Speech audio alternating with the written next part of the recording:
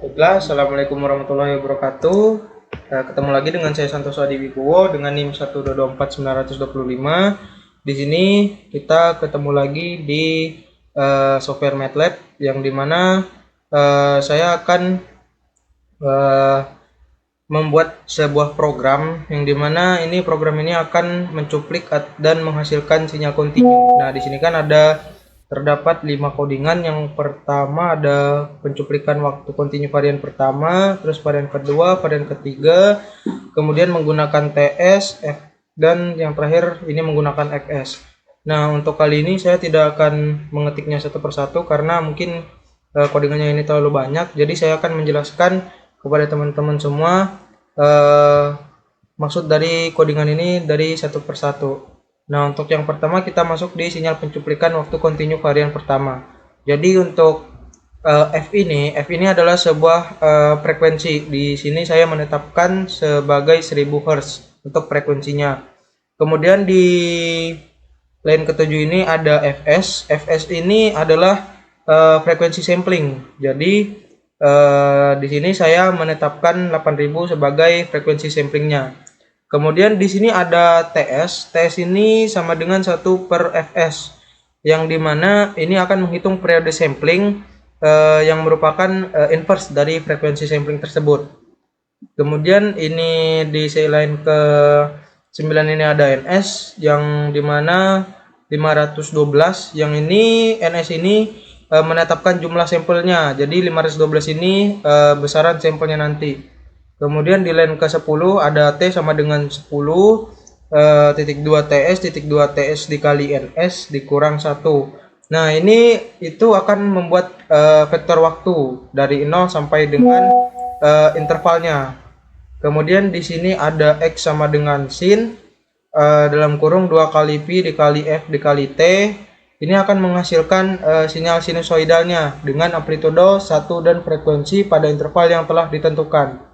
Kemudian yang terakhir di bagian varian pertama ini ada plot. Plot ini akan membuat sinyal sinusoida terhadap vektor waktu. Nah, bagaimana bentuk dari sinyalnya? Mari kita run selection untuk melihat bentuk dari sinyalnya tersebut. Nah, seperti ini bentuk sinyalnya. Bentuk sinyalnya ini padat dan juga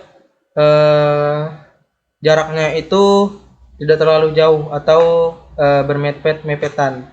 Nah, mungkin ini saja untuk continue varian pertamanya. Kemudian kita akan masuk ke varian waktu keduanya. Nah, untuk itu di sini saya akan membuat codingan di continue varian pertama ini sebagai komentar supaya nanti codingan yang untuk varian keduanya itu tidak error. Oke. Nah, seperti ini ya. Jadi kita masuk di continue varian kedua. Nah, untuk F ini sama seperti yang pertama, yaitu frekuensi. Kemudian Fs ini juga sebagai frekuensi samplingnya. Kemudian TS ini juga sebagai perhitungan, yang dimana dua waktu sampel dengan membaginya ke satu dari frekuensi sampling tersebut. Dan juga NS juga sama seperti tadi di angka 512 untuk menetapkan banyaknya sampel yang akan kita hasilkan. Kemudian di T ini sama juga untuk menentukan durasi yang diperlukan untuk menghasilkan sampelnya dengan langkah waktu sebesar TS tadi. Kemudian X ini juga sama untuk menciptakan sinyal sinusoidanya. Kemudian untuk plotnya sama juga untuk membuat plot dari sinyal X. Nah, bagaimana untuk bentuk dari sinyalnya? Mari kita run selection. Oke, mungkin nah seperti ini ya. Untuk perbedaannya yang pertama itu di sini juga bentuk sinyalnya itu padat. Namun bentuk sinyalnya ini dia tidak tidak presisi ya, atau mungkin bentuk sinyalnya itu agak sedikit sembarang. Mungkin juga termasuk sinyalnya ini sembarang juga. Nah, mungkin ini yang pada eh, waktu continue varian keduanya. Mari kita masuk ke bagian codingan yang ketiga di varian ketiganya. Di sini saya akan menjadikan komentar terlebih dahulu pada codingan yang kedua.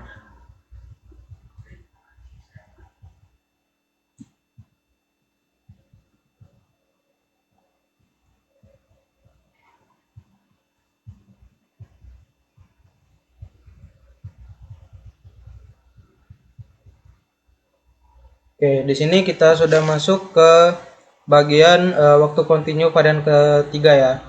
Nah, untuk n sendiri, n ini adalah sebuah vektor. Nanti vektor ini akan dimulai dari 0 hingga ke 8 dengan langkahnya itu 0, oh ini kurang 0 nih.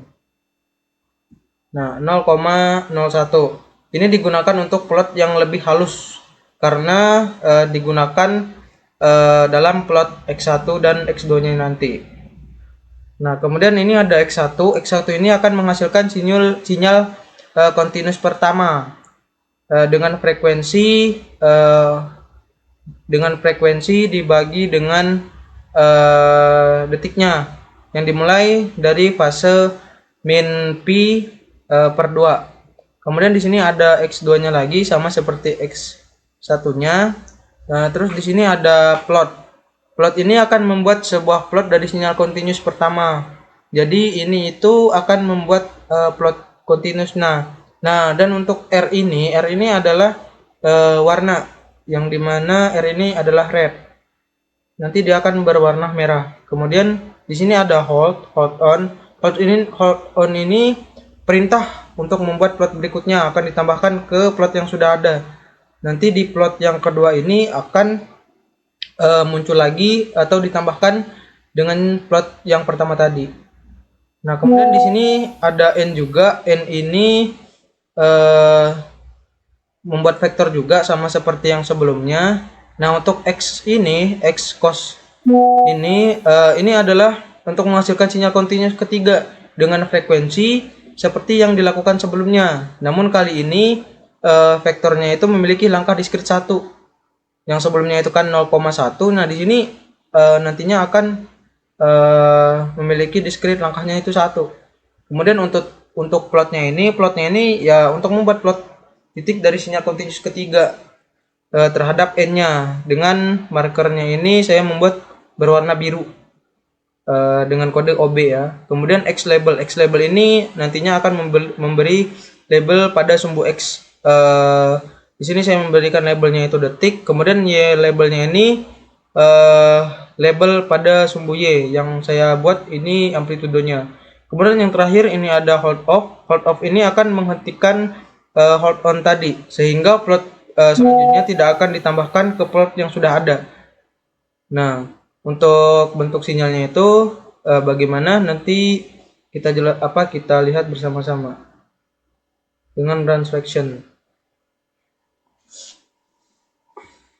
Oke, seperti ini ya untuk bentuk sinyal yang ketiga, yang dimana ini ada dua bentuk sinyal, yang dimana dua-duanya ini berbentuk sinyal sinusoidal. Hanya saja yang membedakannya itu untuk sinyal yang pertama itu berwarna merah, yang dimana sinyal sinusoidal ini hanya terdapat satu sinyal, yang dimana ada bukit dan lembah. Dan kemudian untuk sinyal yang keduanya ini ada banyak bukit dan lembahnya, dan juga ini jaraknya ini agak sedikit mepet seperti itu. Mungkin itu saja untuk varian continue ketiganya. Mari kita masuk ke bagian varian yang keempatnya. Di sini kita close dulu untuk gambarnya. Kemudian di sini untuk codingan yang ketiganya ini saya bikin komentar lagi supaya di codingan yang keempatnya nanti itu tidak akan error. Oke, ini untuk codingan yang keempat ini lumayan banyak juga. Ini kita hapus dulu tanda serunya, tanda persennya. Di MATLAB ini tanda persen itu eh, akan menghasilkan sebuah komentar yang berwarna hijau. Nah, kita masuk ke bagian keempat, yaitu continue menggunakan TS. Nah, untuk pertama, A ini adalah mendefinisikan amplitudo. Jadi amplitudo ini saya memberikan 10 amplitudo untuk sinyal sinusoidalnya. Kemudian di sini ada T. T ini itu akan membuat vektor T yang berisikan nilai 0 hingga 0,9 detik dengan langkahnya itu 0,01. Kemudian F. F ini ya sama juga seperti yang sebelumnya, yaitu frekuensi. Nah, kemudian di sini ada S1. S1 ini akan menghasilkan sinyal sinusoidal pertama yang saya beri nama S1. Ini akan menampilkan frekuensi dan vektor waktunya. Nah, kemudian ini ada plot. Plot ini akan membuat garis dari sinyal sinusoidal pertama terhadap waktu. Kemudian untuk R ini ya warna merah, dan mungkin itu saja. Terus kemudian grid. Grid ini itu akan menampilkan grid plotnya nanti. Kemudian di sini ada TS. Nah, TS ini adalah penghitungan samplingnya nanti. Seperti itu.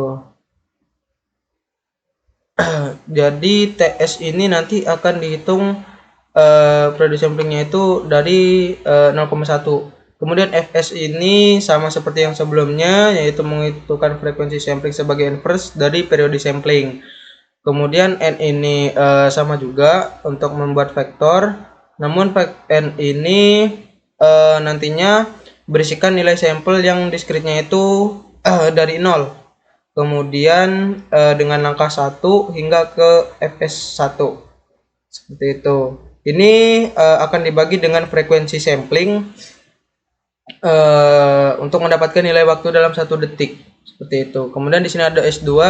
S2 ini untuk menghasilkan sinyal sinusoidal kedua dengan amplitudo A, frekuensi itu F ya. Kemudian vektor waktu diskrit itu nanti N. Seperti itu. Kemudian di sini ada stem. Stem ini untuk membuat plot batang dari sinyal sinusoidal kedua terhadap waktu N. Kemudian di sini ada grid. Grid ini membuat kembali plot garis dari sinyal sinusoidal pertama terhadap waktu. Dengan warnanya ini saya memberikan warna merah juga dengan ketebalan garis ini 2. Kemudian untuk hold ini karena kita masih di dalam mode hold on ya. Jadi plot sebelum selanjutnya akan tetap ditambahkan ke plot yang sudah ada. Kemudian di sini ada stem. Stem ini akan menggambarkan plot batang dari sinyal sinusoidal kedua terhadap waktu diskrit. Kemudian di sini ada grid on. Jadi grid on ini akan menampilkan gridnya nanti. Oke, seperti itu. Bagaimana bentukan sinyal yang kita dapat nanti? Mari kita run selection bersama-sama.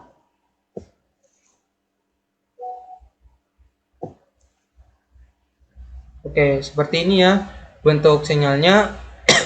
Jadi ini itu ada 2 bentuk sinyal. Jadi sinyal yang pertama itu dia berbentuk sebuah gelombang. Terus yang keduanya itu berbentuk garis-garis seperti ini, yang dimana dia itu berada di dalam gelombang-gelombangnya. Gelombang-gelombang dari sinyal pertama. Seperti ini ya teman-teman. Baik, mungkin itu saja untuk codingan yang waktu continue menggunakan TS. Kita lanjut ke codingan yang terakhir. Di sini kita akan jadikan komen saja.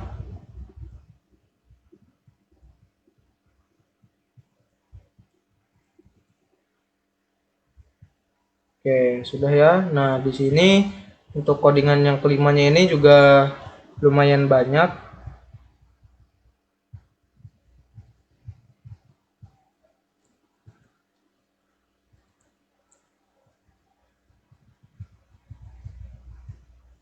Oke.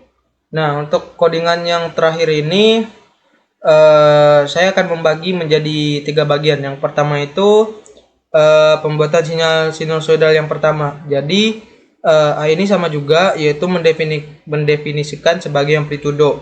Di sini amplitudonya itu sebesar 5. Kemudian T ini itu berisikan nilai waktu dari 0 hingga 1 dengan langkah 0,001 per detik.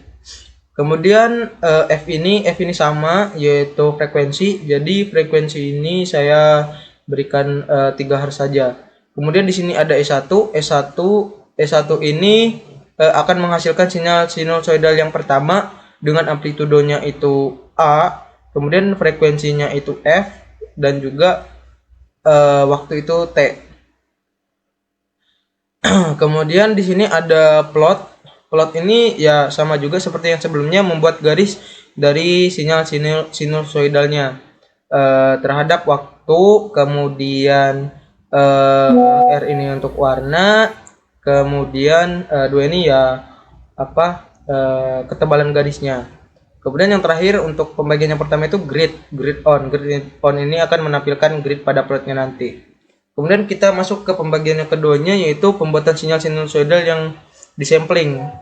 Bedanya dari yang pertama itu Fs ini adalah periode samplingnya. Jadi Fs ini bernilai 30 Hz atau periode sampling sebaliknya yang dimana bernilai 1/30. Kemudian di sini ada n ini sama juga, yaitu membuat vektor 0 hingga Fs dikurang 1 dengan langkahnya itu 1 begitu.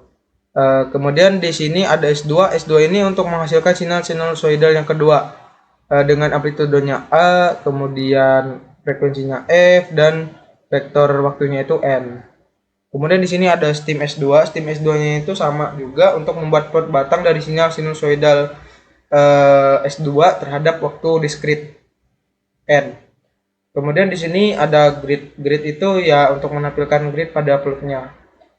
Kemudian di sini kita masuk ke pembagian yang ketiga, yaitu penggabungan plot dari yang pertama dan kedua tadi. Yang dimana ini ada plot. Plot ini akan membuat kembali garis plot dari sinyal sinusoidal kontinu yang pertama terhadap waktu dengan warna. Warna ini kan saya membuatnya merah dengan ketebalannya itu 2. Kemudian ada hold on. Hold on ini memulai hold on sehingga plot-plot selanjutnya akan ditambahkan ke plot yang sudah ada. Seperti itu. Kemudian di sini ada stim S2 membuat kembali plot batang dari sinyal sinusoidal yang disampling terhadap waktu diskrit. Seperti itu. Kemudian yang terakhir di sini ada grid, sama juga, yaitu grid ini akan menampilkan grid pada plotnya. Nah, bagaimana bentuk sinyal yang kelima ini? Mari kita run selection bersama-sama. Oke. Seperti ini ya, ini tidak beda jauh dengan codingan yang keempat. Namun di sini itu sinyal kontinunya itu sinyal sinusoidalnya itu sedikit banyak begitu. Di sini ada 3 gelombang yang terdiri dari 3 bukit dan 3 lembah. Jadi ini hitungannya itu cuma 3 gelombang saja. Kemudian di dalamnya itu sama juga seperti bentuk sinyal yang keempat, terdapat sinyal-sinyal juga yang dimana ini berada di bagian sinyal yang pertama. Mungkin itu saja yang bisa saya jelaskan kepada teman-teman semua pada kesempatan kali ini. Bila ada kurang dari penjelasan saya, mohon maaf. Saya akhiri, wabillahi taufiq wal hidayah. Wassalamualaikum warahmatullahi wabarakatuh.